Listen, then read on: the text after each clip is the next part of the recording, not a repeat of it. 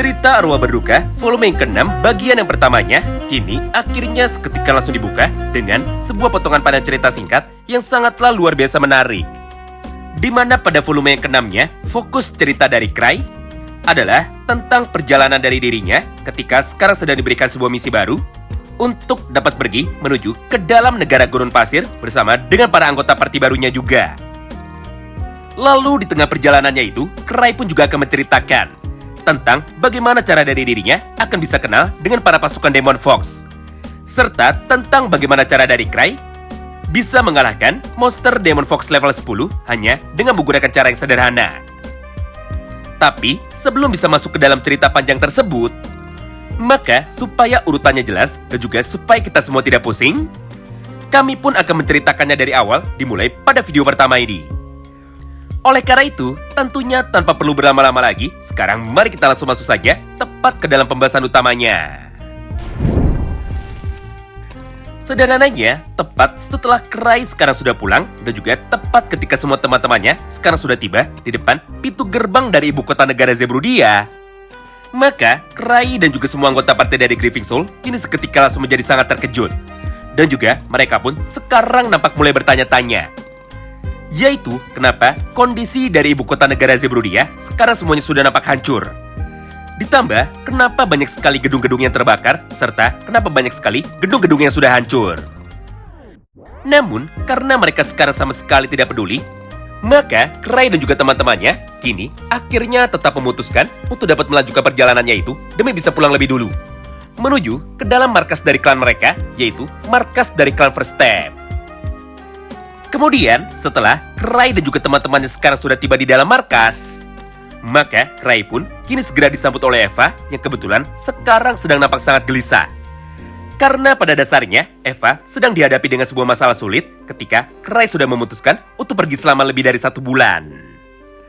Di momen inilah, Cry yang nampak tidak merasa bersalah dengan semua kelakuannya itu yang sudah memutuskan untuk bisa pergi liburan. Akhirnya, dia pun mulai membuka pembicaraannya kepada Eva dengan cara berkata seperti ini kepadanya. Pertama, apakah yang sekarang sebenarnya sudah terjadi kepada ibu kota negara mereka?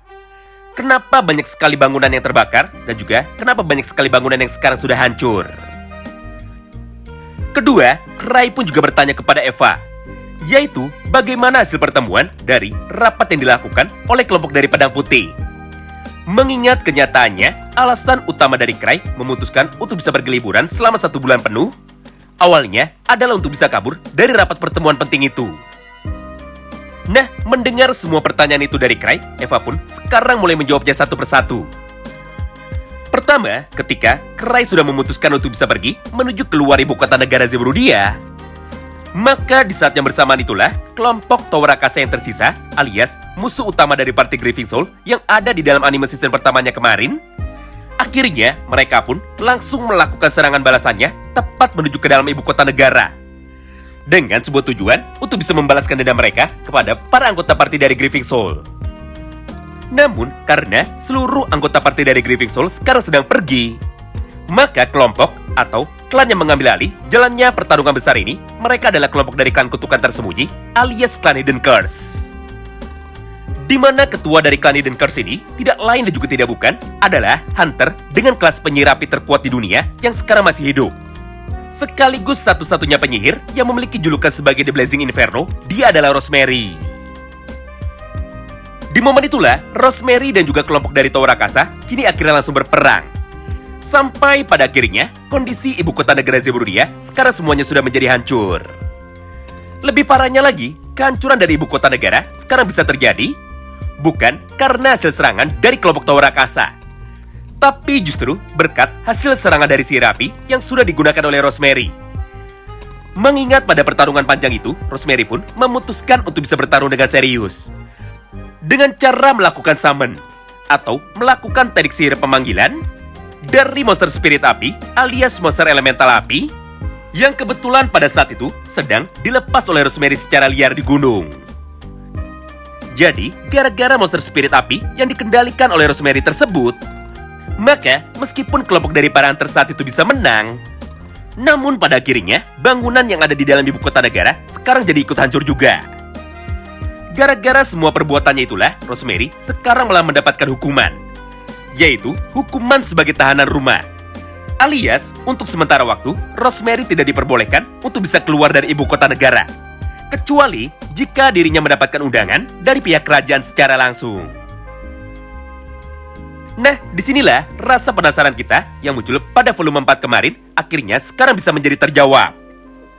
Ingat kan, dulu Arnold pernah ditolong oleh monster spirit api? Yang kebetulan saat itu sedang lewat ketika party dari Arnold sedang diserang oleh kelompok dari para orc. Di mana di dalam praktiknya, monster spirit api itu langsung membakar habis semua monster orc itu dengan menggunakan kekuatannya. Lalu, dia pun segera pergi untuk bisa melanjutkan perjalanannya lagi, tanpa melukai satu orang pun anggota party dari Arnold. Dan faktanya, ternyata rasa penasaran kita itu kini sekarang ada jawabannya, yaitu monster spirit alias monster elemental api yang lewat dan juga membantu Arnold adalah monster spirit api milik hunter level 8 alias Rosemary yang saat itu tidak sengaja sedang lewat tepat di lokasi dari Arnold. Nah, setelah menceritakan tentang kejadian selama Cray sudah pergi liburan, maka pada kesempatan yang berikutnya, Eva pun kini juga menjelaskan tentang pertanyaan dari Cray yang keduanya, yaitu gara-gara penyerangan yang dilakukan oleh kelompok dari Tower Rakasa. Maka secara otomatis, pertemuan dari para hunter ini yang disebut dengan pertemuan pedang putih kini akhirnya seketika langsung menjadi tertunda. Serta pertemuan di antara mereka sekarang baru akan dilaksanakan dalam waktu 3 hari dari sekarang. Jadi berdasarkan hal itulah, Eva pun sekarang merasa sangat senang. Karena pada akhirnya, Cray pun bisa datang tepat waktu untuk bisa segera menghadiri acara pertemuan dari para hunter terkuat tersebut. Sementara itu, respon yang sangatlah berbeda sekarang justru malah dapat kita lihat dari sudut pandang Cray. Mengingat pada kesempatan ini, Cray pun kini seketika langsung menjadi sangat pucat. Karena meskipun dirinya sudah kabur selama 1 bulan demi dapat menghindari acara pertemuan dari para hunter, namun pada akhirnya pertemuan itu justru sekarang malah menjadi tertunda. Sehingga mau tidak mau dan juga suka tidak suka, Cray pun sekarang harus ikut datang demi dapat menghadiri acara pertemuan ini. Nah, mulai dari sini, mari kita singkat saja potongan ceritanya. Intinya, setelah 3 hari berlalu, atau setelah waktu pertemuan yang sudah ditentukan dari kelompok pedang putih ini sekarang sudah dimulai, maka Cray pun kini langsung memilih Eva untuk bisa diajak ikut bersamanya demi dapat menghadiri acara dari pertemuan ini. Karena menurut Cray, hanya Eva sajalah satu-satunya orang yang sekarang bisa dia andalkan untuk dapat berkomunikasi secara normal dengan para hunter lainnya dan juga dengan para bangsawan. Walaupun pada awalnya Citri dan juga Lismart sekarang tidak diajak, namun mereka berdua pun kini memutuskan untuk bisa ikut secara diam-diam menuju ke dalam rapat pertemuan ini tanpa sepengetahuan dari Cray.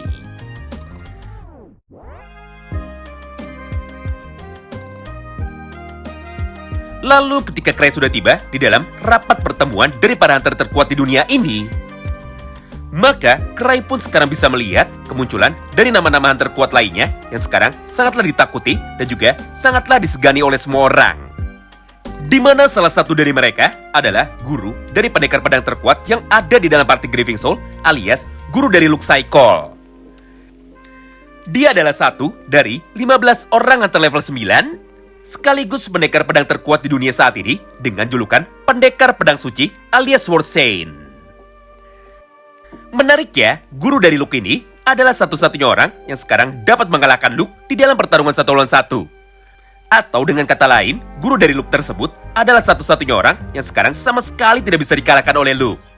Bahkan, walaupun Luke sudah dibantu oleh Atom Smart ketika dirinya bertarung bersama dengan gurunya, namun pada akhirnya, Luke pun tetap saja bisa dikalahkan dengan sangat mudah. Gara-gara orang inilah, Luke pun menjadi sangat termotivasi untuk bisa menjadi pendekar pedang terkuat di dunia juga sama seperti dirinya. Hingga Luke pun menjadi terobsesi untuk bisa menantang pendekar pedang lainnya demi dapat meningkatkan kekuatannya. Di momen inilah, Cray pun awalnya sempat mencoba untuk bisa berbicara dengan guru dari Luke. Namun di tengah pembicaraannya itu, Cray pun sekarang tiba-tiba saja langsung dipotong oleh seorang putri raja alias seorang princess yang kebetulan sekarang sedang menyamar sebagai seorang pelayan. Nah, mulai dari sinilah terjadi sebuah kesalahpahaman besar tepat di antara mereka berdua. Di mana pada kesempatan itu, Krai pun segera memberikan hadiah menuju kepada putri dari kerajaan Zebrudea ini, yaitu sebuah hadiah atau sebuah oleh-oleh berupa sebuah telur besar dari pemandian air panas. Hingga gara-gara itulah, semua orang yang ada di dalam ruangan ini kini seketika langsung berpendapat bahwa Krai telah mencuri telur dari monster naga biru dan juga memberikannya kepada putri raja dengan niat untuk bisa mencelakakannya. Karena pada dasarnya, naga hanya bertelur sebanyak satu kali saja di dalam satu periode. Jadi jika satu-satunya telur dari naga itu diambil oleh Krai, maka semua hunter dan juga semua bangsawan yang ada di dalam ruangan ini kini seketika langsung menjadi takut jika ibu monster naga biru itu nantinya akan datang untuk dapat melakukan penyerangan menuju ke dalam rapat pertemuan dari mereka. Padahal kenyataannya itu bukanlah telur naga, tapi itu adalah telur ayam dengan ukuran besar yang memang dijual secara bebas tepat di dalam kota Souls sebagai bentuk oleh-oleh bagi para turis. Nah, mengingat kota Souls terkenal dengan spesies naga biru yang sangat jinak, maka para pedagang dari kota Souls memberi nama dari telur ayam yang dijualnya sebagai telur dari naga, lalu dicat dengan warna biru. Gara-gara itulah, semua kesatria dari pihak kerajaan sekarang langsung berusaha untuk dapat bisa menyerang Krai. Walaupun pada akhirnya, semua kesalahpahaman yang pertama ini bisa diselesaikan dengan sangat mudah. Setelah bocil kematian yang sebelumnya menjadi lawan dari Krai, yaitu putri bangsawan dari keluarga Gladys, kini seketika langsung datang untuk bisa membantunya demi dapat menyelesaikan semua kesalahpahaman ini. Namun, setelah masalah pertama itu baru saja selesai, maka pada kesempatan yang berikutnya muncullah masalah alias kesalahpahaman yang keduanya. Di mana pada kesempatan itu, Krai yang sedang gabut, akhirnya dia pun mulai bertingkah seperti anak kecil. Mengingat dia pun segera berkeliling di dalam ruangan area pertemuan mereka untuk dapat mencoba semua makanan dan juga mencoba semua minuman yang kebetulan sekarang sudah dihidangkan. Karena menurut Krai, dirinya tidak mau rugi setelah sudah datang jauh-jauh menuju ke dalam pertemuan ini. Jadi jika tidak ada orang yang mau berbicara kepadanya, maka Krai pun akan mencicipi semua makanan yang ada di dalam tempat ini saja, lalu dirinya akan segera pulang. Beruntungnya, Krai saat ini datang menuju ke dalam pertemuan dengan menggunakan cincin Severing, namun dengan satu tipe yang berbeda, yaitu sebuah relik Severing yang fungsinya adalah untuk dapat mendeteksi racun. Gara-gara itulah, Krai pun sekarang langsung bisa menyadari bahwa semua hidangan makanan dan juga semua hidangan minuman yang ada di dalam ruangan ini kini sudah diberikan racun dengan niat untuk bisa membunuh para tamunya dan juga untuk bisa membunuh Krai. Jadi, untuk bisa memastikan apakah benar itu semua adalah racun, maka Krai pun kini segera meminta Lismart yang kebetulan sekarang sedang menyamar untuk dapat bisa meminum racun-racun itu. Karena pada dasarnya, Lismart memiliki daya tahan tubuh terhadap racun, alias tidak ada satupun racun yang mempan kepada tubuh dari Lismart. Nah, disinilah letak kesalahpahamannya. Intinya, memang benar, semua makanan yang ada di dalam ruangan ini sekarang sudah diberikan racun. Tapi masalahnya, ada dua orang penjahat, alias ada dua orang pelaku yang sekarang melakukan itu tanpa sepengetahuan dari Krai. Pertama, orang yang telah memberikan racun asli dengan niat untuk bisa membunuh Krai. Dia adalah mata-mata dari kelompok kriminal Demon Fox yang dulu sudah pernah dikalahkan oleh Krai ketika Krai masuk ke dalam dungeon level 10 bersama dengan teman-temannya. Dan orang yang keduanya, dia adalah anggota party dari Krai itu sendiri, siapa lagi kalau bukan si Trismart. Nah, alasan dari si Tri memberikan racun ke dalam makanan dan juga minuman dari para tamu adalah untuk bisa melakukan sebuah eksperimen demi bisa mengetes obat tipe seperti apakah yang bisa digunakan untuk dapat meningkatkan kekuatan dari orang yang meminumnya. Jadi berdasarkan hal tersebut, Krai pun sekarang langsung melaporkan penemuan dari racun-racun ini tepat menuju kepada pihak kerajaan. Hingga pada momen yang sama itu, penjahat dari kelompok Demon Fox yang kebetulan sedang menyamar ini akhirnya sekarang berhasil ditangkap setelah ketahuan oleh Lismart dengan menggunakan penciumannya. Tapi masalahnya, dia pun sekarang sama sekali tidak mau menyerah. Sampai ketika dirinya sudah mulai dikepung oleh pasukan dari para kesatria kerajaan, maka dia pun segera menggunakan kekuatan sihirnya untuk bisa mencoba kabur dari dalam istana tersebut. Namun sayangnya, tepat di dalam rapat pertemuan ini, terdapat satu orang penyihir paling brutal lagi, sekaligus penyihir level 8 sekuat Krai yang sekarang sudah menaruh dendam kepada Krai. Hingga ketika penjahat dari kelompok Demon Fox ini sekarang sedang kabur dengan cara melewati tubuh dari Cry. Maka Rosemary pun, yang kebetulan sekarang ada di dalam ruangan tersebut, kini seketika langsung menggunakan kekuatan sihirnya, yaitu kekuatan sihir api tingkat tinggi dalam skala yang sangat besar. Sampai teknik sihir api itu bisa mengenai tubuh dari monster Demon Fox, sekaligus mengenai tubuh dari Cry yang kebetulan sekarang berada tepat di sampingnya.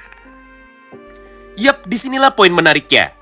Karena seperti yang kita tahu, tidak ada satupun kekuatan sihir dan juga tidak ada satupun kekuatan fisik yang sekarang dapat melukai tubuh dari Cry. Jadi, ketika bola api besar itu sudah dapat membakar semua benda yang ada di sekitar tubuh dari Cry, maka ketika pancaran bola api itu sudah mulai menghilang, semua orang yang ada di dalam ruangan tersebut kini seketika langsung menjadi sangat terkejut.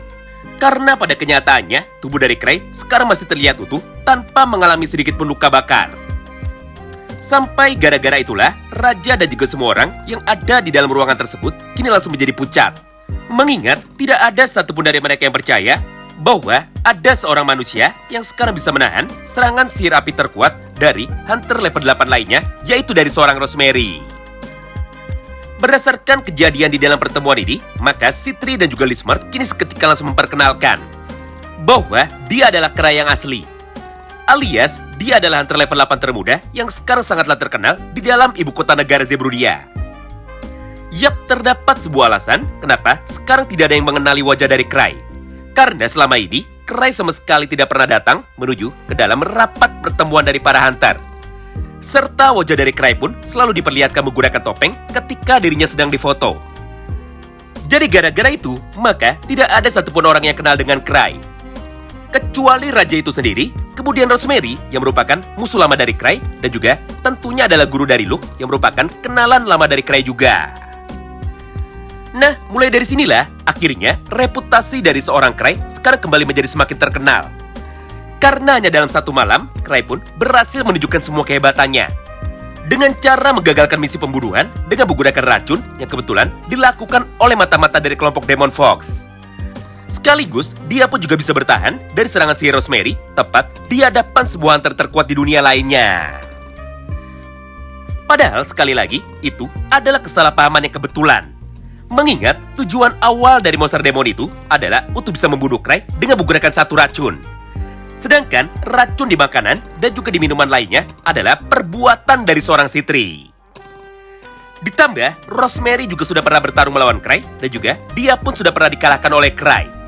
Jadi pada pertemuan itu, Rosemary pun sebenarnya sudah tahu bahwa semua sihir apinya sekarang sama sekali tidak mempan kepada Cry, tidak peduli sekuat apa dia mengeluarkannya.